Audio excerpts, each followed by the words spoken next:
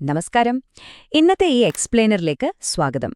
നിങ്ങളുടെ പ്രണയബന്ധത്തിലോ അല്ലെങ്കിൽ ദാമ്പത്യത്തിലോ ആകെ മൊത്തമുള്ള ഭാരം മുഴുവൻ നിങ്ങൾ ഒറ്റയ്ക്ക് ചുമക്കുന്നതായി എപ്പോഴെങ്കിലും തോന്നിയിട്ടുണ്ടോ? ഉണ്ടല്ലേ? എങ്കിൽ ഇന്ന് നമ്മൾ സംസാരിക്കാൻ പോകുന്നത് വളരെ സങ്കീർണമായ, എന്നാൽ നമ്മളിൽ പലരും കടന്നുപോകുന്ന ഒരു മാനസികാവസ്ഥയെക്കുറിച്ചാണ്. അപ്പോൾ നമുക്ക് നേരെ വിഷയത്തിലേക്ക് കടക്കാം. ഒന്നാലോചിച്ചു നോക്കൂ. നിങ്ങൾ മാനസികമായി വല്ലാത്തൊരു തകർച്ച നേരിടുമ്പോഴും നിങ്ങളെ സഹായിക്കാൻ നിങ്ങളുടെ പങ്കാളി തയ്യാറായി നിൽക്കുമ്പോഴും ഏയ് എനിക്ക് കുഴപ്പമൊന്നുമില്ല, ഇതൊക്കെ ഞാൻ തന്നെ ചെയ്തോളാം എന്ന് നിങ്ങൾ പറയാറുണ്ടോ? സത്യം പറഞ്ഞാല് നിങ്ങൾ അങ്ങനെ പറയുമ്പോൾ നിങ്ങളുടെ പങ്കാളിക്ക് എന്താ തോന്നുകയെന്നറിയാമോ? ആ ബന്ധത്തിൽ നിന്ന് തങ്ങളെ പൂർണ്ണമായും ഒഴിവാക്കിയതായിട്ടാകും അവർക്ക് തോന്നുക. ഇതിനെ നമുക്ക് സ്വയം പര്യാപ്തത എന്ന വലിയൊരു മിഥ്യ എന്ന് വിളിക്കാം. നോക്കൂ, നമ്മുടെ സമൂഹം എപ്പോഴും ഈ സ്വഭാവത്തെ വലിയൊരു കഴിവായിട്ടാണ് കാണുന്നത്. നിങ്ങൾ ഭയങ്കര സ്ട്രോങ് ആണെന്നൊക്കെ അവർ പറഞ്ഞേക്കാം.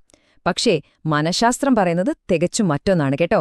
എപ്പോഴും എല്ലാ കാര്യങ്ങളും ഒറ്റയ്ക്ക് ചെയ്യാൻ ശ്രമിക്കുന്നത് നിങ്ങളുടെ യഥാർത്ഥ കരുത്തൊന്നുമല്ല, മറിച്ച് അത് നിങ്ങളുടെ ബന്ധത്തെ തന്നെ പതുക്കെ ഇല്ലാതാക്കുന്ന വലിയൊരു ട്രോമ റെസ്പോൺസാണ്.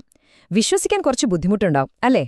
ഇതിനെയാണ് നമ്മൾ സർവൈവൽ ഇൻഡിപെൻഡൻസ് അഥവാ അതിജീവനത്തിനായുള്ള സ്വയം പര്യാപ്തത എന്ന് വിളിക്കുന്നത്.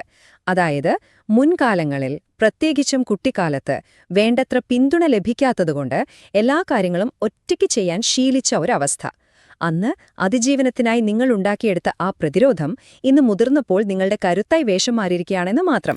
അപ്പോ ഇതിന്റെ യഥാർത്ഥ കാരണങ്ങൾ തുടങ്ങുന്നത് എവിടെ നിന്നാണ്? തീർച്ചയായും നമ്മുടെ കുട്ടിക്കാലത്ത് നിന്ന് തന്നെ. ഈയൊരു കാര്യം ശ്രദ്ധിച്ചാൽ നിങ്ങൾക്ക് കൃത്യമായി മനസ്സിലാകും. കുട്ടിക്കാലത്ത് നിങ്ങൾക്ക് ഏറ്റവും ആവശ്യമുള്ള സമയത്ത് കൃത്യമായ പിന്തുണയോ സ്നേഹമോ ലഭിച്ചിട്ടുണ്ടാകില്ല.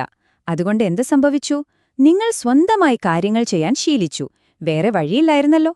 ഈ ഒരു ശീലം പിന്നീട് മുതിരുമ്പോൾ മറ്റുള്ളവരെ പൂർണ്ണമായി വിശ്വസിക്കുന്നതിൽ നിന്നും നിങ്ങളെ തടയുന്നു. മനഃശാസ്ത്രത്തിൽ ഇതിനൊരു പേരുണ്ട്: പാരന്റിഫിക്കേഷൻ. അതായത് വളരെ ചെറുപ്പത്തിൽ തന്നെ മുതിർന്നവരുടേതായ ഉത്തരവാദിത്തങ്ങളും വൈകാരിക ഭാരങ്ങളും ഏറ്റെടുക്കേണ്ടി വന്ന അവസ്ഥ. അങ്ങനെ വന്നതുകൊണ്ട് നിങ്ങൾ വളരെ നേരത്തെ തന്നെ എല്ലാം ഒറ്റയ്ക്ക് ചെയ്യാൻ കെൽപ്പുള്ളവരായി മാറാൻ നിർബന്ധിതരായി. ഇനി നമുക്ക് ഇതിന്റെ മറ്റൊരു വശം നോക്കാം. സഹായം സ്വീകരിക്കുക എന്നത് ഇത്തരക്കാർക്ക് വലിയൊരു ഭാരമായി മാറുന്നത് എന്തുകൊണ്ടാണ്? അറ്റാച്ച്മെന്റ് റീസർച്ചുകൾ പറയുന്നതനുസരിച്ച് ഇത്തരം ആളുകൾക്ക് തങ്ങളെ ആരെങ്കിലും ഒന്ന് കെയർ ചെയ്യാൻ വന്നാല് അത് മറ്റുള്ളവർക്ക് വലിയൊരു ബുദ്ധിമുട്ടോ ഭാരമോ ഉണ്ടാക്കുന്ന കാര്യമാണെന്നൊരു തോന്നൽ എപ്പോഴുമുണ്ടായിരിക്കും. എന്ത് ചെറിയ കാര്യമാണെങ്കിലും മറ്റൊരാളെ ഏൽപ്പിക്കുന്നത് വലിയ തെറ്റാണെന്ന് അവർ വിശ്വസിക്കുന്നു. അതുകൊണ്ടുതന്നെ സ്വന്തം ആവശ്യങ്ങളെ എപ്പോഴും വളരെ നിസ്സാരമായി കാണുകയും ഇനി അഥവാ ഒരാളോടൊരു പിന്തുണ ആവശ്യപ്പെട്ടാൽ തന്നെ വല്ലാത്തൊരു കുത്രബോധത്തോടെ എപ്പോഴും സോറി പറയുകയും ചെയ്യും. സാധാരണഗതിയിൽ പരസ്പരം സഹായിക്കുമ്പോഴാണല്ലോ പ്രണയം കൂടുതൽ ദൃഢമാകുന്നത്. പക്ഷേ നിങ്ങളുടെ പങ്കാളി സഹായിക്കാൻ വരുമ്പോൾ അത് തികച്ചും അപരിചിതമായ ഏതോ ഒരു പുതിയ കാര്യമായിട്ടാണ് നിങ്ങളുടെ മനസ്സിന് അനുഭവപ്പെടുക. ഇങ്ങനെ നിങ്ങൾ ഈ സഹായം നിരന്തരമായി നിരസിക്കുമ്പോൾ ആ ബന്ധത്തിൽ തനിക്ക് യാതൊരു റോളുമില്ലല്ലോ, താൻ ആവശ്യമില്ലാത്ത ആളാണല്ലോ എന്നൊരു വലിയ ഒറ്റപ്പെടലാണ് നിങ്ങളുടെ പങ്കാളിക്കുണ്ടാകുന്നത്.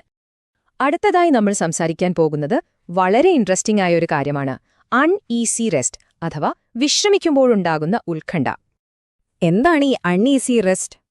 കുട്ടിക്കാലത്ത് എപ്പോഴും പ്രശ്നങ്ങൾക്കും ബഹളങ്ങൾക്കും നടുവിൽ വളർന്നതുകൊണ്ട് നിങ്ങളുടെ നാഡീവ്യൂഹം എപ്പോഴും അലർട്ടായിട്ടാകും നിൽക്കുക. അതുകൊണ്ട് ഒന്ന് വെറുതെ സമാധാനമായി ഇരിക്കാൻ ശ്രമിച്ചാൽ അത് വലിയൊരു അപകടമായിട്ടോ അല്ലെങ്കിൽ ആരെങ്കിലും നിങ്ങളെ അവഗണിക്കുന്നതായിട്ടോ നിങ്ങളുടെ തലച്ചോറങ്ങ് തെറ്റിദ്ധരിക്കും. ഇങ്ങനെയുള്ള ഹൈപ്പർ ഇൻഡിപെൻഡന്റ് ആളുകളുടെ നാഡീവ്യൂഹം എപ്പോഴും അപകടങ്ങളെ മുന്നിൽ കണ്ട് ഭയങ്കര ജാഗ്രതയിലായിരിക്കും. എപ്പോഴും എന്തെങ്കിലും ഉപകാരമുള്ള കാര്യങ്ങൾ ചെയ്തുകൊണ്ടിരുന്നാൽ മാത്രമേ ഇവർക്ക് താൽക്കാലികമായെങ്കിലും ഒരാശ്വാസം ലഭിക്കുകയുള്ളൂ. സത്യം പറഞ്ഞാൽ ഈ ഒരു സ്വഭാവം പങ്കാളിക്ക് നിങ്ങളോടൊപ്പമുള്ള ശാന്തമായ മനോഹരമായ നിമിഷങ്ങളെ പൂർണ്ണമായും ഇല്ലാതാക്കുകയാണ് ചെയ്യുന്നത്. ഇനി ഇതിന്റെ ഏറ്റവും ആഴത്തിലുള്ള മാനസിക തലത്തിലേക്ക് വരാം. സംരക്ഷിതമായ സഹാനുഭൂതിയും അതുപോലെ നിങ്ങൾ പണിതുയർത്തുന്ന വലിയ പ്രതിരോധ മതിലുകളും. മനഃശാസ്ത്രത്തിൽ സ്പ്ലിറ്റ് മെച്വാരിറ്റി എന്നൊരു കൺസെപ്റ്റുണ്ട്. അതായത് വളരെ വേഗം മുതിർന്നവരാകേണ്ടി വന്ന ആളുകളിൽ മറ്റുള്ളവരുടെ വികാരങ്ങൾ മനസ്സിലാക്കാനുള്ള കഴിവ് വളരെ കൂടുതലായിരിക്കും. എന്നാൽ മറ്റുള്ളവരെ സുരക്ഷിതമായി എങ്ങനെ ആശ്രയിക്കണം എന്ന് പഠിക്കാൻ അവർക്കൊരിക്കലും സമയം ലഭിച്ചിട്ടുണ്ടാവില്ല. അതുകൊണ്ട് പുറമേ നോക്കുമ്പോൾ വളരെ ഉത്തരവാദിത്തമുള്ള ആളാണെങ്കിലും ഉള്ളിന്റെ ഉള്ളിൽ വൈകാരികമായി അവർ കടുത്ത ആശയക്കുഴപ്പമുള്ളവരായിരിക്കും. ഇതൊന്ന് ആലോചിച്ചു നോക്കൂ. പങ്കാളിയുടെ മൂഡിലുണ്ടാകുന്ന ചെറിയ മാറ്റങ്ങൾ പോലും തിരിച്ചറിയാൻ നിങ്ങൾക്ക് വളരെ വേഗം സാധിച്ചേക്കാം. എന്നാൽ നിങ്ങളുടെ സ്വന്തം കാര്യങ്ങൾ വരുമ്പോഴോ യാതൊരു സുരക്ഷയുമില്ലാതെ മറ്റൊരാളെ സ്നേഹിക്കാൻ നിങ്ങൾക്ക് ഭയമാണ്. അതിനാൽ മറ്റാരും കടക്കാതിരിക്കാൻ സ്വന്തം വികാരങ്ങൾക്കു ചുറ്റും വലിയൊരു പ്രതിരോധ കോട്ട തന്നെ നിങ്ങൾ പണിതുയർത്തുന്നു. എന്നാൽ ഇതിനൊരു പരിഹാരമില്ലേ? തീർച്ചയായുമുണ്ട്. നമുക്ക് നാഡീവ്യൂഹത്തെ സുഖപ്പെടുത്താനുള്ള വഴികൾ നോക്കാം. ഇവിടെ നിങ്ങൾ ആദ്യം മനസ്സിലാക്കേണ്ട ഒരു കാര്യമുണ്ട്. നിങ്ങളുടെ പ്രണയബന്ധത്തിൽ എല്ലാ പ്രശ്നങ്ങളും നിങ്ങൾ ഒറ്റയ്ക്ക് കൈകാര്യം ചെയ്യുന്നുണ്ടെങ്കിൽ അതിനർത്ഥം നിങ്ങൾക്ക് പങ്കാളിയോട് സ്നേഹമില്ല എന്നോ നിങ്ങൾ വലിയ കുഴപ്പക്കാരനാണെന്നോ അല്ലാട്ടോ.